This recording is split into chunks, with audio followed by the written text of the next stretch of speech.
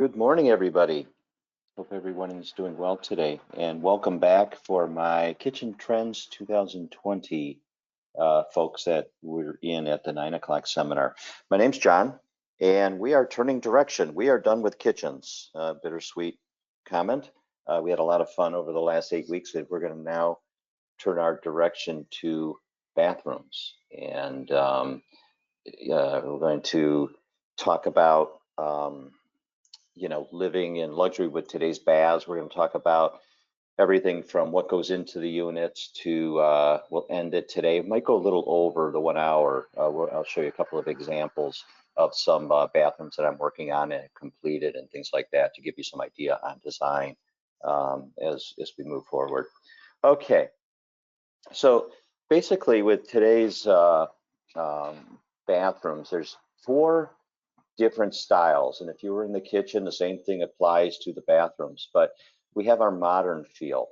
And as you can see, there's some examples of a modern type of feel or contemporary. That bottom left is one that's close to my heart. That was one that was done in Novelty here on the east side. That's actually an award-winning bathroom. But do you remember, well, I just want to talk about this picture for 1 second and then move on because this is important. One of the things I did here and that I've always given in my talks is the LED and lighting and chromotherapy and working with light. But look what I did on this one. This is a setting in the woods, the house, and we brought the outdoors in. And look what I did on that stacked stone. I did that as the whole backdrop to that area, and I pulled the mirror forward by about 2 or 3 inches and then put LED lighting. And LED lighting comes in where you could do different colors, and it could rotate like a lava lamp. And not only is it aesthetically pleasing, but it also works for for our mental health, and it's very soothing. And that's called chromotherapy. So while we were on that slide, I wanted to show you that. But you notice that all these clean, contemporary, just very a minimalistic, just very clean, open feel. Country. And then all of a sudden, if we want to go and add a lot of warmth to it, country, in my opinion, is just adding a lot of warmth to the feel. Look at that. Some of these are studio shots from like the plumbing distributors and things like that. But like, look at that beautiful, the warmth of the slate floor and the beams and all of that rustic feel. And then that middle slide, how we can get and have, we went with more of the beadboard and things to create, even look at the medicine cabinet, what we did there, to really have it become more of a warm, inviting country type of feel. Traditional, traditional touch of class. Love doing traditional. I love doing all the bathrooms, but here's a traditional one. Now all of a sudden, we're getting more involved in the, it's all the cabinets, and it's ironic, but they all happen to be white or off-white here, and getting into more of the marble type of feels and things like that. So much more classic in design, classic in style. We've talked about framed and frameless cabinetry in our kitchen presentations, and here it is again, where, cabinetry, let me go back. So you folks that are new to the program here, okay, if you look on the bottom right, you're going to see all those doors, the glass doors, they touch each other. They're not set into any type of framing, or even in the middle, depending how good your eyesight is, you could see the middle bottom. You could see how just a clean line with the cabinetry. So all of a sudden, we get into the traditional. Look now over on the left, you see those drawers. Okay, there's a frame in between those drawers. So it's a much more classic design. And one of the things I also do in traditional, and there's no money involved in this stuff, but look how I pulled this, that sink was pulled forward, okay, and a toe valance was added to it, to create that look, to look more like a piece of furniture. So that's traditional. Transitional is what almost all of you are going to do today. And with transitional, we are going to go frameless. We're not going to have a frame, but we're going to use a traditional door. And that's what this is. So you can see all of these examples, just much more of a clean look to it, but keeping some traditionalism to the space.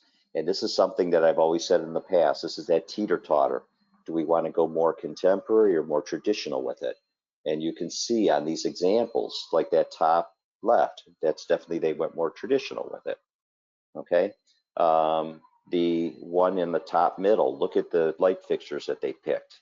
Look at the single handle faucets. So they went more, that's trending a little bit more towards the modern feel to it. Okay. So that's what transitional is. Okay, now let's talk about one of the things about bathrooms is that, and we're going to cover the gamut on everything, is do we want to put a tub in or not? Now, I know half of you, oh, by the way, you can ask me questions. So if you have any questions, you can ask them as we go, and then I'll do my best to try to answer as we go. So all you have to do is type in there.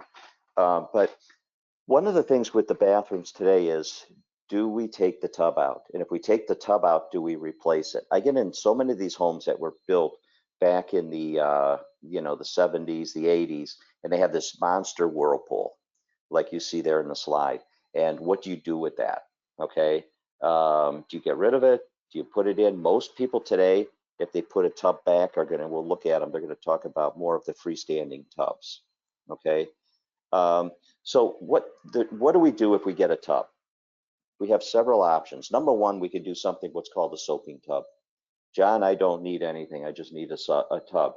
Now, it's not as simple as that, okay? Because one of the things that we have to, we'll talk about that down the road, but let's talk about microsilk for a second. What this microsilk does is basically it puts like a little charge into the water, okay? And it causes, that little charge in the water causes little micro bubbles, and they go into your skin and they really give you a good cleanse. Not very popular. It's not the bubbly action and that therapeutic action. It's more of just a cleansing of the body that is really not taken off as much because as we get in here, okay, and we look at, here's the microsilk, okay. So basically what's happening is if you get into the microsilk, it just goes into the surface, as you can see there, okay, and it stimulates a healthy cell growth by improving the skin's metabolism. Now, the one that most people do, as I'm going to show you coming up today, is going to be called the air massage tub, okay? And what the air massage is basically going to be giving you all this bubbly action coming up from the bottom, which we'll talk about. And then the whirlpool, okay, that all of a sudden gives you that heavier type of feel on the body, which most people aren't as impressed with today. Okay, so here's the one most people enjoy. This is called thermal massage. And what's happening here now, if you have that whirlpool, and you may say to me, and a lot of people have, they say, John, I'm not going to use that whirlpool anymore because when I use it, all this black gunk comes out. Well, that's the bacteria that's gotten created into the lines. And what we want to do is we want to avoid that. So what's happening today is with the thermal massage, and you can tell a thermal massage tub when you go look at them, is that there's just little holes at the bottom of the tub. And when you use it, it's only using air. So air is coming up through that system. Okay, there's no water involved, there's no jet action. So it's all that bubbly feel, giving you a massage, total massage all around the body. That's my favorite. People are going to go into a tub that's going to have a massage feel, is this thermal massage. So the nice thing about this is too, and one of the problems with the old tubs and the jacuzzis and that is that you couldn't use bath oils, or if people did, you ran into a huge problem because that's where all your bacteria would come from. Now getting into these thermal massage tubs, we can do that. And then there's Old Faithful, there's our whirlpool. So we can go now and we can still get that whirlpool action. Like I said, what's funny is that this is, we talked about trends for kitchens and trends with bathrooms is that, this is, the whirlpool is almost like the microwave of the kitchen, where it was really popular back in the 80s and 90s. And now people are using it at most to warm something up or put a popcorn or something. The same thing with the whirlpools. Most of you people that out there that want a tub are going to go and put in a either just a soaker, or if you're going to want something, then you're going to go with a thermal massage with it. Freestanding tubs, this is what you folks want. Now, when you select a tub, these are the questions that we really have to ask. Number one, are you going to bathe alone? I embarrass the hell out of you guys when I work with you. I make you sit on toilets, I make you hop in tubs, but are you going to want a tub for one, or are you going to want a tub for two? So that's one question. Are you really going to use it? That's another question. Um, and then one of the things, these things are going to vary greatly in price. So one of the things that we want to understand is how much you're going to use it, how much you want to enjoy it. But you know, they have different materials. They have your acrylics, they have your fiberglasses, they have even like a composite stone material that's going to hold the heat better for you. You know, so things like that. And then the other thing too is that you're going to want to do is actually get into the tub, have your armrest. How's it going to feel? You know, things like that. So that's something to understand. Now, it's not the easiest thing in the world because there's hundreds of tubs and not everybody's going to put everyone on the floor. So we just have to do our best. Now, one of the things that's going to blindside you, okay, just so you know, price-wise, is these tub fillers. The tub fillers cost at least half as much as the tub when you look at these kind of things. I have tricks that I pull out of my hat so that we don't have to use these and we can have an effective tub without spending all that money for that. But if you're going to go after those tub fillers, just be aware that you're going to invest some money into those. Some other options, we have a drop-in tub there with a platform, not very popular today. We have the wall tub. And I actually have an application that I'm working with right now in the Heights where we found a really nice wall tub because it's a very small bathroom, but we were able to get a freestanding feel still up against two walls, and it was a combination shower, so it's working very effectively. So the problem with these drop-in tubs, and if you go back to my website and look at that award-winning bathroom, what I did there where it was effective, I did a drop-in tub, but I did not have the deck around it. Actually, the front would be the tile of the floor, and it just goes straight down. So it almost looks like it's blending right into that floor, and you can see that on my website. Tub faucets. We can be very creative if we want to and have that spa feel with a ceiling mount, which very seldomly would I ever do something like that. I'll do that in a shower, which we'll get to with these rain heads, but not in a tub. The floor mount, like I said, again, popular, but can be pricey. Okay, the tub mount, wall mount, all depends. And these are things that you have to think about also. Like if you're going to bathe for one or for two, you know, where is it going to go as far as the your armrest and things like that, you know, the placement, or reaching over a tub, you know, to turn it on, you know, so that's another thing, all to be considered. Okay, this is a big one. Putting the rain heads in. This was very, very popular. It still is popular. Now there's a couple of, first of all, one of the things when I work with people, if you have anybody out there right now that's listening, I'm working with, you can attest to this, that I watch your pocketbook as close as you guys do. And I tell you where to put the money, where not to put the money and things like that. But one of the things that we can do is we can have a rain head come down from the ceiling, okay? But, or the other option with this, because some people want flexibility. Again, I'm going to embarrass the hell out of you. Are you guys going to shower alone or are you going to shower together? So again, this is all important stuff to know. So if you have a rain head coming down, okay, you don't have the flexibility just to wash your body without getting your hair wet and things like that. People either love these or they hate these. You will spend some money on these things. You know, I think the average price, I'm ballparking, but the average price could be $400 to $2,000 or something. They come in different radiuses and different sizes and different features and all that kind of stuff.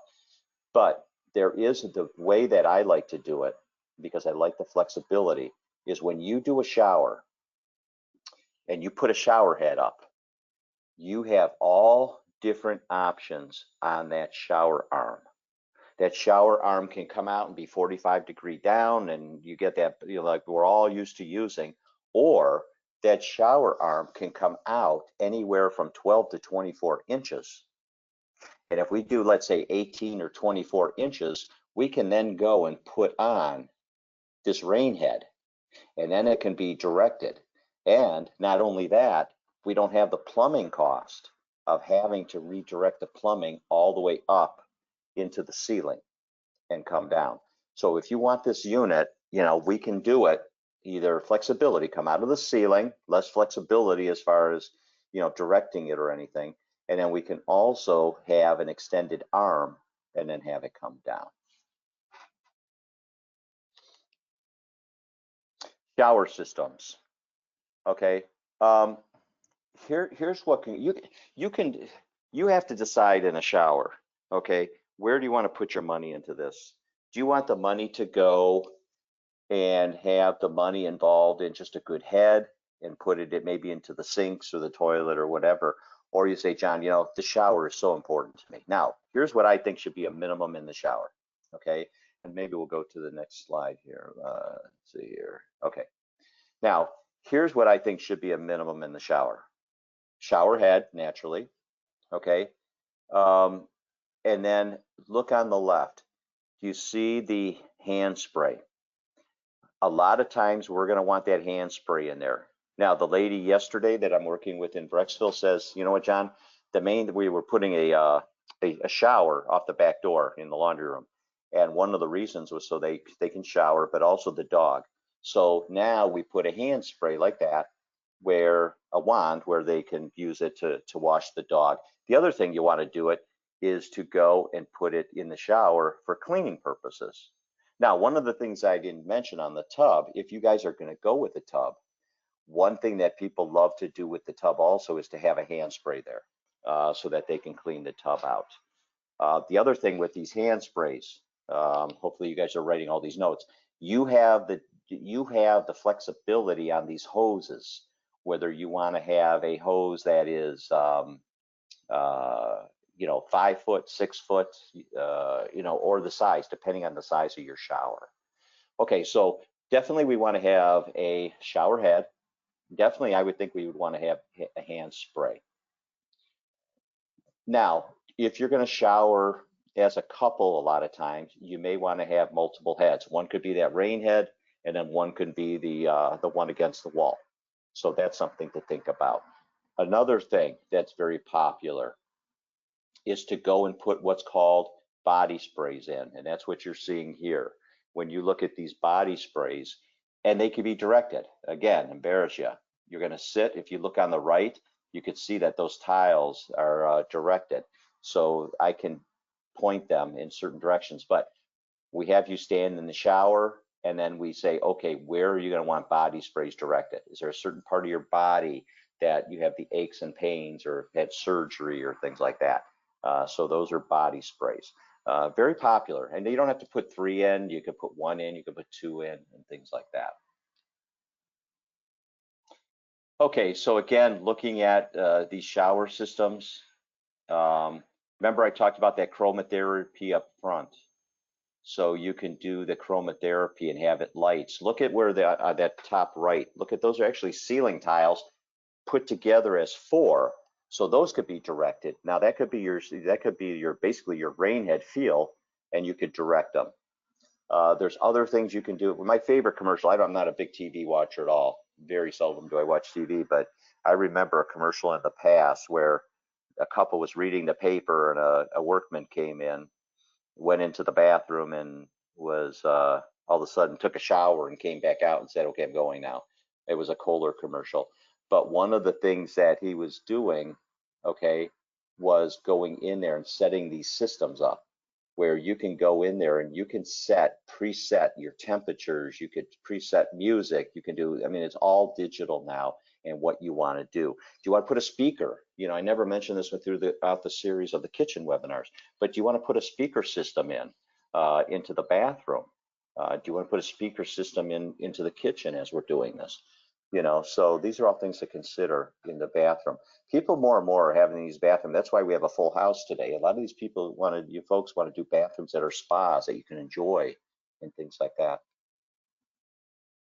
I think the maddest I ever saw a customer, or one of them, very seldomly do I see, and they weren't upset at me, but I finished a lady's bathroom and her and her husband went away the day that I finished, and she said, I can't wait to get back to use it. and her daughter was home from college and spent the week using the bathroom. And the mother was furious that the daughter got to use the bathroom first.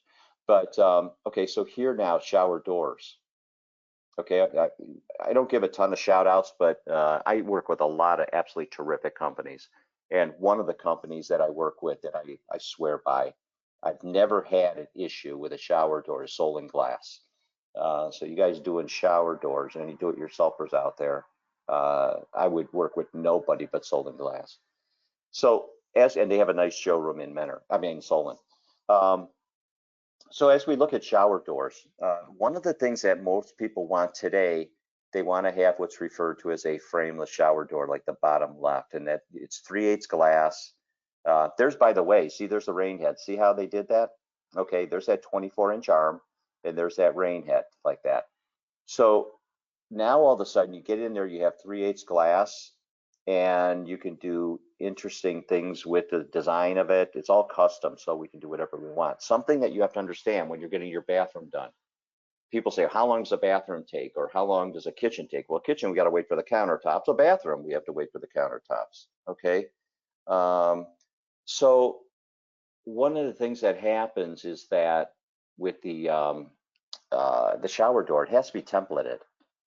And it can't be templated until basically the shower, the floor's in and things like that, and the walls are tiled and all that kind of stuff. So that's just something to think about. It's gonna take like 2 to 3 weeks after the shower's pretty well done before you can use and get the shower door back.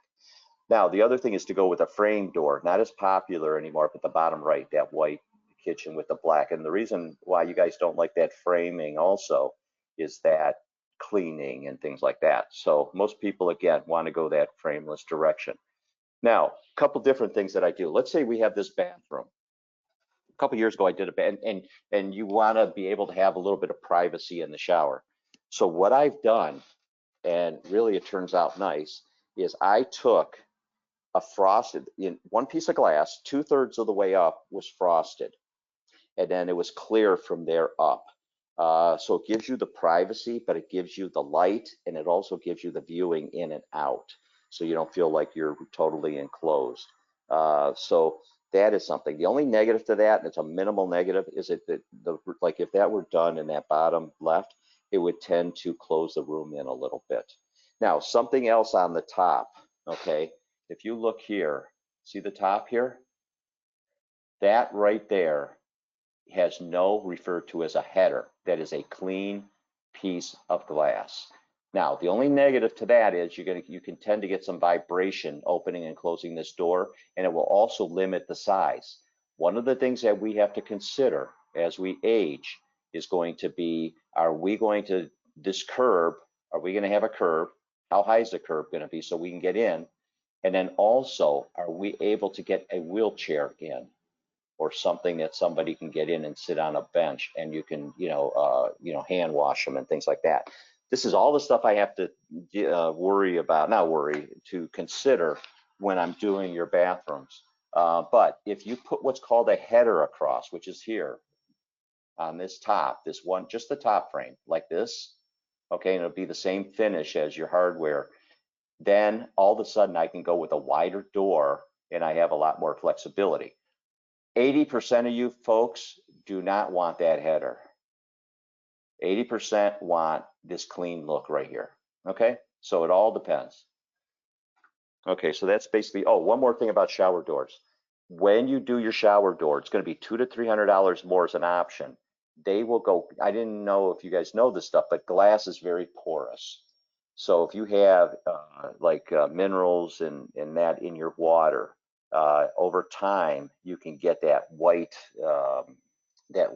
glazing on these doors that you can't get out. They now at the factory can put a sealant on the glass. So you have to consider, is that something that you want? So there's a lot of things to think about. You think a bathroom is very simple. Bathrooms are as involved, if not more, than kitchens. So those are shower doors. Towel heaters. Again, what do you want to invest? Here's a towel heater. Now, one of the things that I recommend with these towel heaters is that if you're going to do one, I would just put a portable one in. but they come different ways. Myson, M-Y-S-O-N, is the leader in towel warmers.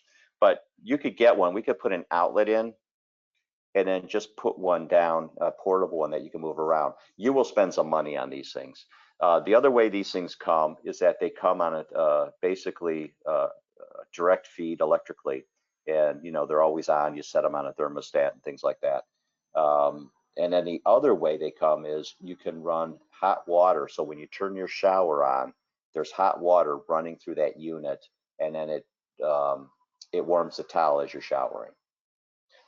Going back on something here, I keep thinking of things for you. Here, you can go on this, okay? One of the things that I would do, see how they put the hook over here? How are you going to get that towel when you get out of the shower? So what they offer is put a towel hook on the glass, a very small hook on the glass. So when you go, you set your towel here, okay? Or you could have put the towel here, so that's an option. So write down towel hooks. And then the other thing too is you can have a towel bar right on the glass itself. So this door handle here could actually be L-shaped, and that could be towel here and handle here. You guys are getting a lot of info this morning. Okay, so then we talked about the towel heaters. Okay, let's go to commodes.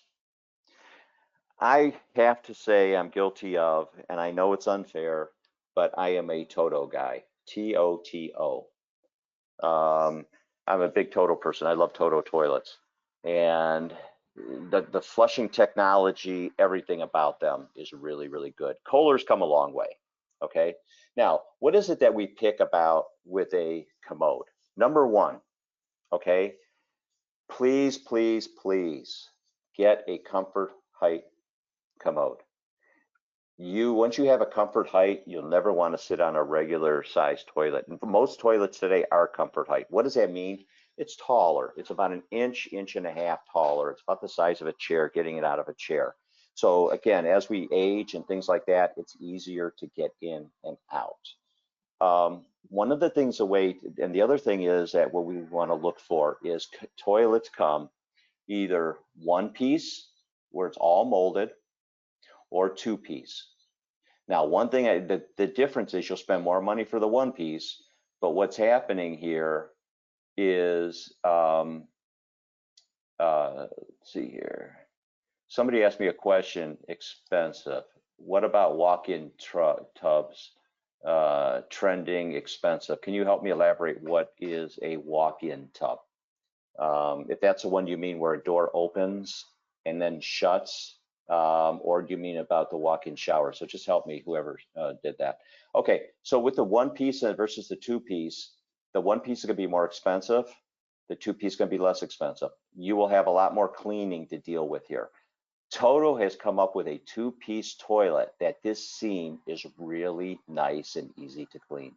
So that's one of the things I like about that. The other thing about cleaning is, do you see at the bottom here, it says concealed or skirted trap. That's another thing to look at, okay? And you go up the ladder price-wise as you do. You're gonna get good flushing mechanisms with most of these toilets. Where you'll spend more money is going to be more about, what features you want from the outside, okay?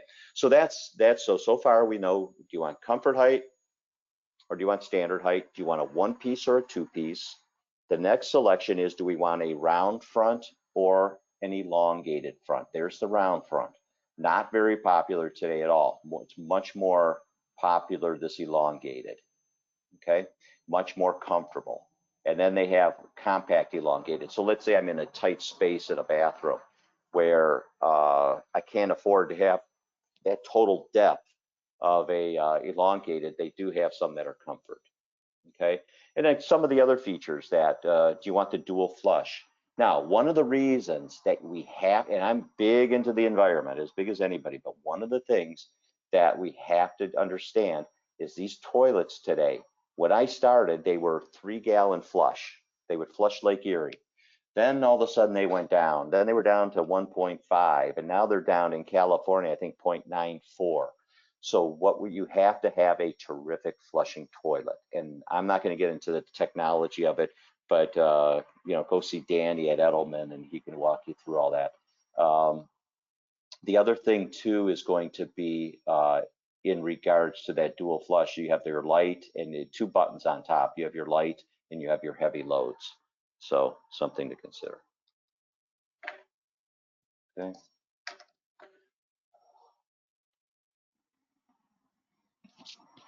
Okay, there's that dual flush I was talking about.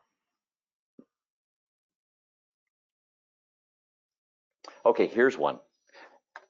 Don't laugh, okay? Bidets really are not a thing anymore. I have one lady on the west side that I'm working with that she still wants a bidet. But this is what happens now is with these toilet systems, you can have what's referred to as bidet seats.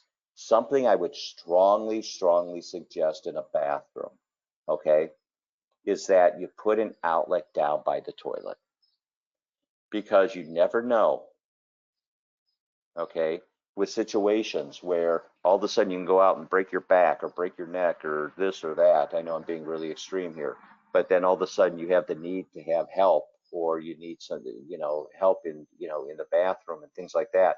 You can now go and put what's referred to as a bidet seat in.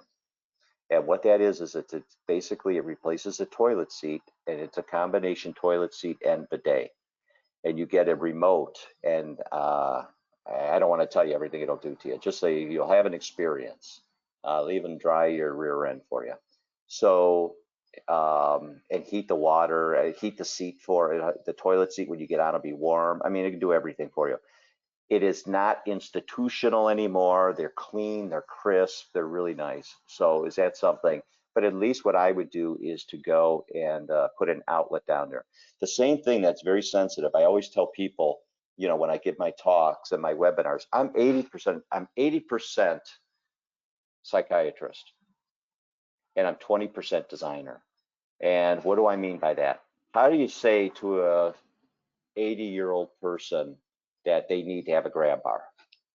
I mean, it breaks their heart. Oh, forget the age. I mean, anybody should have, I put a grab bar either into a shower. They're not institutional looking anymore. They're really nice looking. But the reason I'm saying that is because some people are very sensitive, say, hey, John, what, you think I'm too old and I need a grab bar? So what we do is one way around that is I go and we block out where a grab bar would go, so that down the road, I know a phone call will come and say, John, you were right. Can you put that grab bar in for me? Then it's not too late. So even if you're not going to put grab bars in at this point, where you think you really don't need it, definitely go and put in a, block it out and things like that for it. Okay, there's again looking at some of the different toilets that we can put in.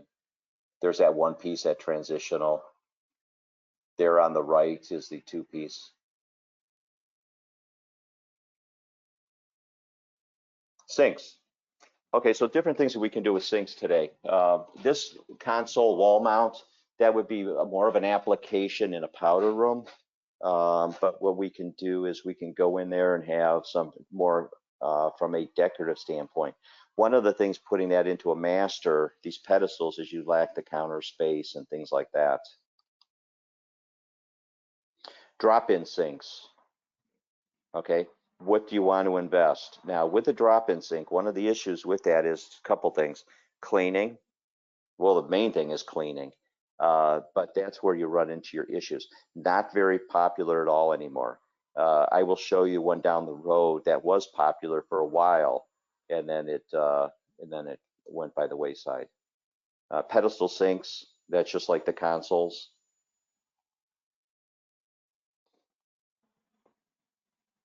Undermount, there's the winner as far as what people are doing today. These undermount sinks, and what we do is we can go and actually clip it right underneath, easy to clean.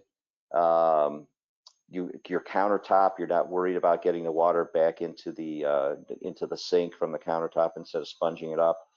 But some of the things here also to look at with this undermount is that I can't remember the last time, and I'm not saying that don't do it. I can't remember the last time that I put really more of an oval sink in. Most people want these rectangular sinks today. Again, more of that transitional look.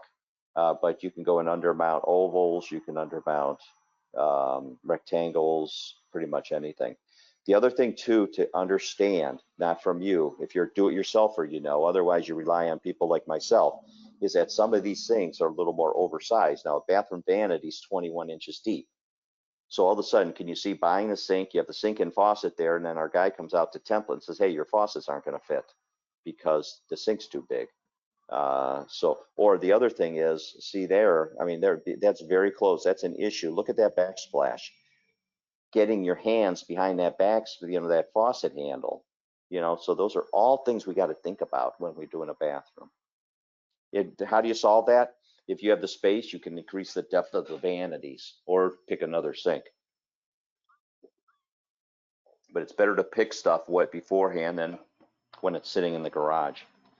Okay, so here's another option. We could do a molded in sink, but there's a lot of materials for molded in sinks. It could be glass, it could be solid surface, it could be what other ones? Cultured marble. So there's all different ones that we can do. So now look at the maintenance and the cleaning on that, much easier.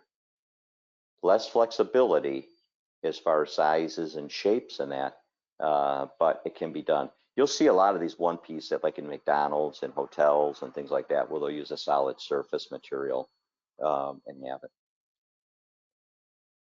There's the one I was telling you about that was really popular about 4 or 5 years ago. Really attractive. Look at that, how attractive that is for a modern kitchen. Now, something about that, and same thing with you kitchen folks. We didn't really delve into sinks in that webinar series, but one of the things that's disaster about these sinks, okay, is look how shallow they are. That water is going to splatter all over everywhere.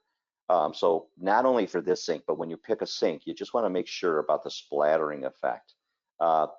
This sink here, okay, this sink application wise was very popular. I would never sell one 2 inches deep because they would have deeper. They would actually go down deeper. But this was a very popular thing about 5 years ago. Talk about the trends and things like that. Okay. One of the things, the last thing that you did not see on this, okay, actually there's a picture of it on the middle there. These vessel sinks. Vessel sinks were a thing of they're not even a thing of the future anymore, or even a thing of the present. Vessel sinks are not popular at all. They used to be hugely popular. So what a vessel sink is basically a bowl that sits on top of the counter. And the negative to that was the cleaning. People just hated cleaning around it and things like that. Some of the different sink faucet applications, get more of that waterfall. Okay, so now here is different options. Before we talk about faucets, let's talk about metals. And metals are going to affect also the price. So here's what we have with metals today. We have chrome. Chrome is Old Faithful, probably the least expensive, really a nice liquid transitional. It goes with any of the different series. Probably maybe Country not as much, but it'll go with everything else. So chrome is the one. Then we have our brushed nickel or our brushed stainless. Now, one thing you got to remember, why we spent an extra 20 minutes at Edelman yesterday with my client, is every manufacturer, how many folks out there are really particular? Okay, so one of the things about, if you're very particular, what about the towel bars not matching the faucet, not matching the handle of the shower door? So you have to understand this before we go into it and say, okay, if I'm going to pick a certain unique metal, I'm going to be okay with each company being a little different with it. Okay, and where that really comes in with the antique bronze, that bronze look or that black iron look, things like that, they're going to be different, every manufacturer. So where does that come into play in a bathroom? And say, well, John, it's easy. I'll just stay with the same brand throughout. Well, number one, you're not going to stay with the same brand with the shower door. You could probably do it with the towel bars and things like that. But what happens if all of a sudden you want that rain head, and you love that feature of that one rain head that Delta or Moen doesn't have, but Grohe did? Okay, that's where you get into the situation. Okay, so antique bronze was another one. The brushed stainless, the brushed nickel. Here's one of my all-time favorites. Polished nickel. Polished nickel has that would be beautiful and that would go in all these also.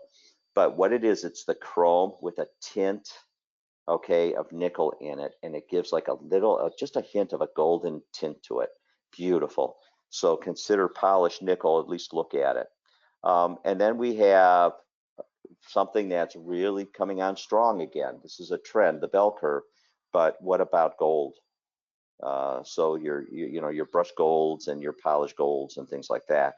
So, and I'm sure I'm missing one or two, the black iron type of look and things like that. So those are the metals to start looking at. Okay. Then we get involved in the faucets. What do we want? So we can go with a single handle. This is that teeter-totter again. Where do we want to look more traditional or whatever? But we can go with a single handle faucet. My folks that I'm having a lot of fun with in North Royalton today, we're doing their bathroom. We are doing wall mount. They want a modern bathroom. We're doing wall mount in the bathroom, which is really sharp for more of a modern feel. The widespread, very popular, and you could do that in all the series. You can do that in contemporary, you can do that in traditional, and that's probably the most popular one in the middle. The center set, but by the way, widespread are usually 8-inch centers from faucet to faucet handle. The center set, I don't like. Can you see cleaning that? It's just hard to clean. But you could do, those are 4-inch centers. So that's something. Now, you need to know this when you order, if you're going to do a sink that's self-rimming or sits on top, because those holes are pre-drilled. If you're buying an undermount sink, doesn't matter, because we can put, at least width-wise, we can do center, wide set, whatever. And then you have your vessel, or that's going to be higher up if you do a vessel sink, which we're not doing a lot of times. Okay. Again, just giving different feels. So you can see that you have a lever handle. If I say you lever handle, you're going to say, wow, I didn't think it would be that modern, but you could do it a lever handle in modern, you can do it in traditional, whatever. And then you have your cross handles. The other thing to think about as we age is, arthritis down the road. What's going to be easier to turn on and off? There's the wall mount.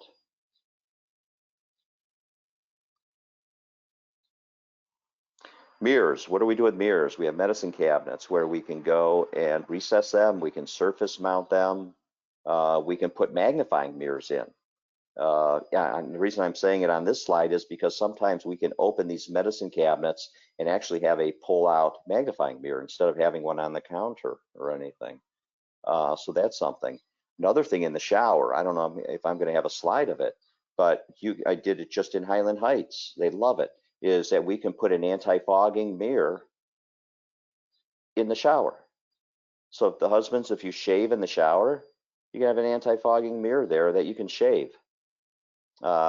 We can put refrigeration in these medicine cabinets why would you need a refrigerator? What about medicines? There's certain medicines that have to be refrigerated and things like that. So all different things. And we can do anti-fogging mirrors on these medicine cabinets. A lot of times what we want to do is put these these mirrors, if you go back, these full length mirrors, a lot of times we'll either put them maybe in the closet suite off the bathroom, not in the bathroom itself today. So if you have that opportunity, that's the best place to put those. And you can see there's all different types of mirror situations. You notice that I backlit, there it is on the right, that blue bathroom with LED lighting again. Notice that, look at where the handles are on the top, that's LED lit. What a great night light, where the handles are to have like a blue LED light there.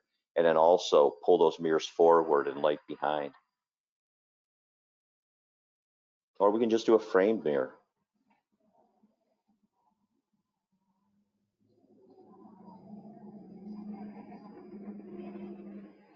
What do we do with lighting for mirrors? Okay, one of the in bathrooms, and that's, I'm not going to dwell on that today. In fact, I'm just going to talk very quickly because next week we're lighting a bathroom. That's our final series. We're going to do bathroom lighting.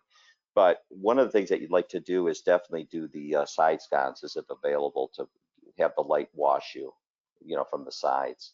Okay, surfaces. We can put, for our countertops, we can put in a stone. Marble, I would definitely not use in a kitchen. I would use quartz. Even in a bathroom today, the quartz duplicates marble so well, and then you don't have issues with staining and things like that. All the time I get people come in and say, you know what, I still, John, I want my bathroom to be a spa type of feel. What if I bring a glass of red wine in and take a tub and things like that? Is it going to stain the marble? Yeah, that's where quartz, you don't have those issues today. Granite, there's a lot of great granites out there that we can use, very non-porous, that we can get a terrific look, and then do a complementary stone to that. Marble, again, be a little more careful with it. What I talked about in my 9 o'clock today was the thin countertops. Look at that transitional bathroom on the right. Look at that countertops, only 3/4. See how nice and sleek and sophisticated that looks? So that's something you can do. There's the Corian, the solid surface that I was talking about, and with the molded piece. If you were to say to me today, what is your most popular bathroom? What is the bathroom that everybody seems to be putting in when they do it with you, John, from style and everything else like that? It's the one on the left. Just a very elegantly understated bathroom. Using that happens to be like a darker cocoa cabinetry. Doesn't have to be that, but just it's very, very welcoming. And then we go and put these large framed mirrors in. That's what most people are doing in that situation. So that'll double the size of that room. But that's the Corian there with the molded sink.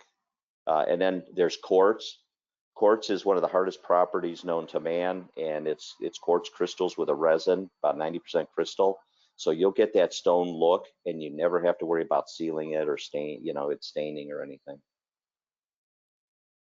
Heated floors.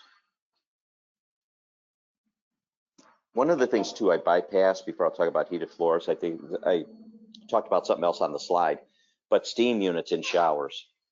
And steam unit in a shower is going to add probably $3,000 to $4,000 to the price. But again, really, really nice feature. People either love them or they hate them. But I probably put them into about 20% of the bathrooms. But if you really want that spa feel, I really wish I had a steam unit when I was raising my girls, because they all have asthma. And so what an opportunity to have them go in and take a steam and you can actually put, they have a little holder in the steam units where you can put menthol and things like that, some oils, so you get like a menthol steam mist. How terrific would that be? Or the other thing, just coming home and taking a nice steam after tennis or biking or anything. So that's something. Okay, so here, do we want to put a warm heated floor down?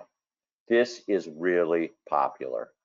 I do this probably in 80% of my bathrooms, where you walk in, you could be on a thermostat, so a timer, so every morning at, let's say, 6 o'clock, it turns on and you have a heated floor, and then it shuts back down at 9 a.m. and things like that. People do those in the kitchens too. So it's really nice in these northern climates to be able to do that. And you don't have to do the whole room in that. You can do it zoned, just in certain areas, so that's something. There's the grab bars. See how nice they are? They don't have to be institutional looking. Some of the different materials that we can put in the bathrooms. So glass.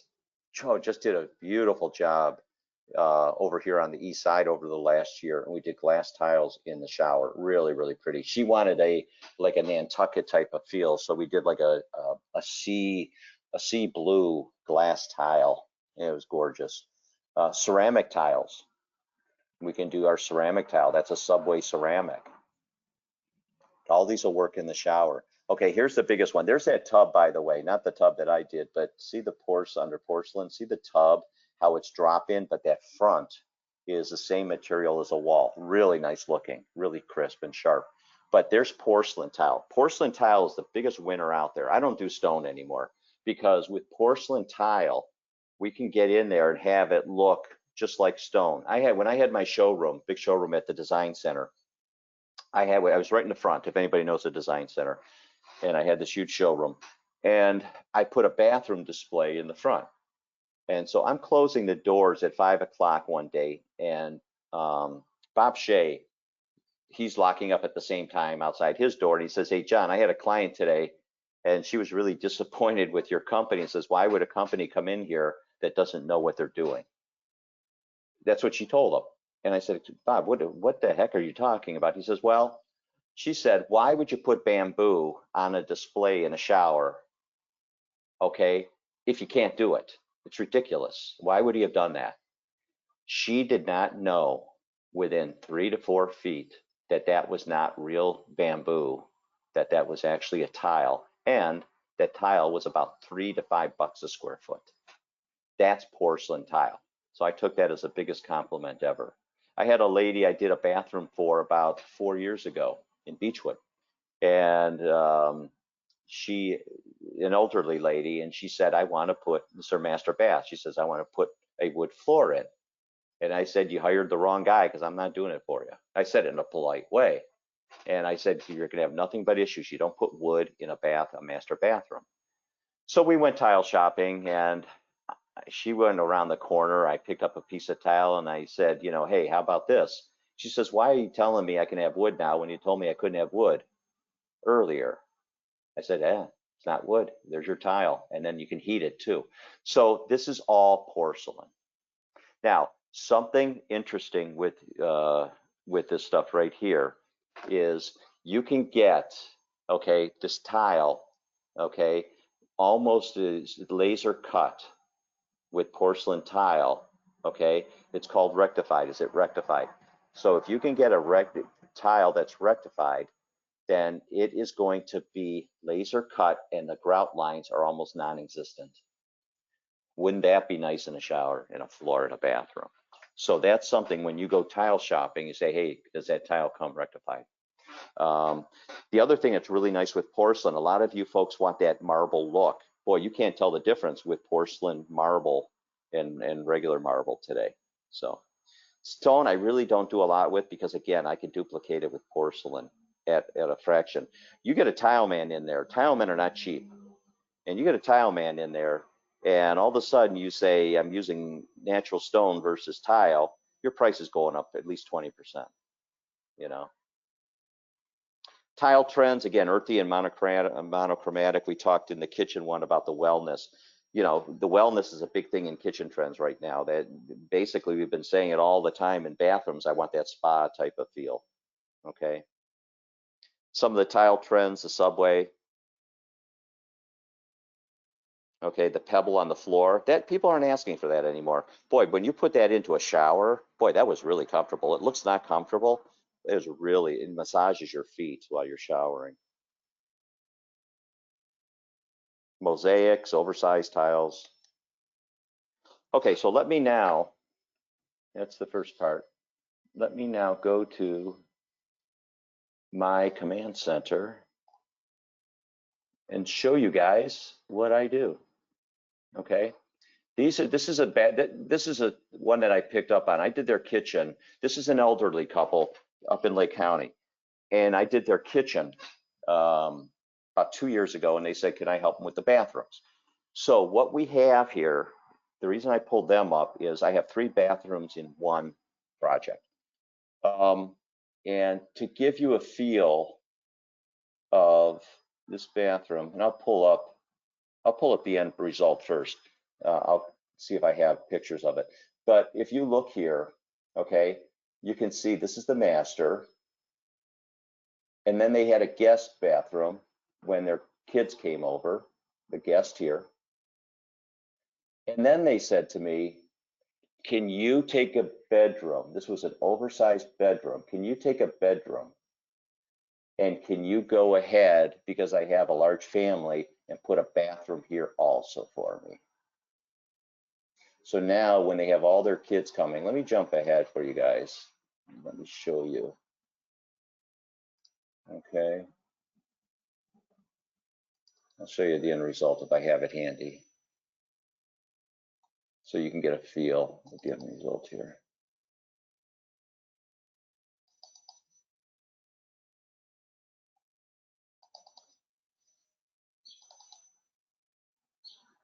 There we go. Okay. There's the guest as the end. Okay. And as you can see here, there's the, they used a solid surface with the undermount. There's the large mirror. There's the transitional. And look what I did here. Just to make it, and there's the porcelain tiles. Look what I did here. I put like two just little columns down. I raised the toe kick up, and I put LED lighting underneath to give a nice night light. So that's the guest. Here's that bathroom that I created. Okay, the one, the extra one. Again, transitional, leaning a little more towards traditional here. Look at the tile. Did a beautiful gray tile. There's that shower door I'm talking about. It's sealed. There's the mirror. And then we had the space here. This is just a front frame where I went and put for medicines and things like that. Here's the master. Okay, so what are the features here in the master? Again, there's that LED lighting as a night light. See? There's that large area mirror. Look at that floor. That's porcelain marble floor. There's the freestanding tub. Look at the shades. So you get that natural light in, okay? There's the shower door. Now, one of the things that this is a situation, and this lady, I'm going to go to my grave saying she's probably the strongest lady I've ever worked with. When I did the kitchen, okay, they decided to go to Las Vegas. They like to go to Las Vegas. They went to Las Vegas, and before they went, the husband tweaked his back golfing. So they gave him a cortisone shot. He went to Vegas and he got paralyzed because, virtually paralyzed because the shot was infected. And his spine, he got a spinal infection, almost died while we're in the middle of doing the kitchen. So doing the bathroom, this is where we definitely went and did things for him. Like see the grab bar so he can look at how big the shower door is and for him to get in. And we lowered the curb here and then we put the grab bars and all that. There's those hooks I was talking about. Okay, so what do we have here? Pull out hamper. Look, I put, instead of doors under the sink, I put drawers. Now, how can I do that with the plumbing? They're U-shaped drawers. So the plumbing goes down the middle and then I have horseshoe shaped drawers. There is a pull out here for her hair dryer. We do pull out systems and there's like canisters that she could put her curling iron and everything in there. And I put an outlet in there for her. Look at this. This was on the inside. There was no natural light. So what did we do? We went and put, instead of these walls going all the way up, we went and put transoms in on the top and let the light come through.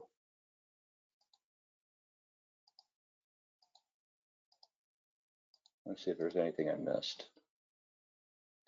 Okay, here's what she wanted for the, instead of, because she wanted to bathe her grandkids. Look what she did with this door.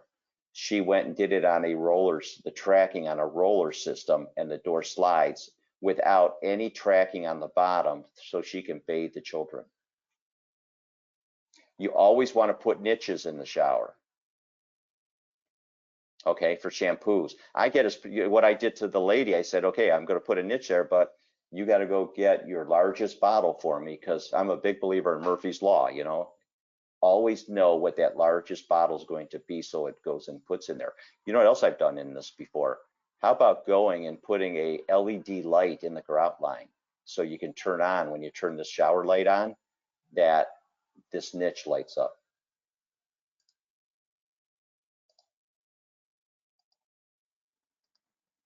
Here's a good close-up of that porcelain. Do you notice what size I went with there? See how big they are? Okay, I think that's good. Okay, so now going back, So just to give you a feel again, here are the big questions. Do you want the tub? This is a shower for two, but the main thing was for the husband, you know, to be able to get in, to have a shower that big. We put the outlet, let's see if we can see any of the notes, okay? See, relocate and install a new commode, option for floating shelves, and then we put an outlet there. One sink or two sinks. Do you want one sink or two sinks? You know, here we have the 2 and 2. Showers, again, what size shower? I would have a minimum of 36 by 36. If this were a master, I would not go with that small a shower. And then for this bathroom, we just did the one sink. So, okay. That's it for today. So what we're going to do next week, I think I'm going to go to a 9 o'clock start. We're going to talk about lighting. We may take this design and talk about lighting, doing electric in the bathroom.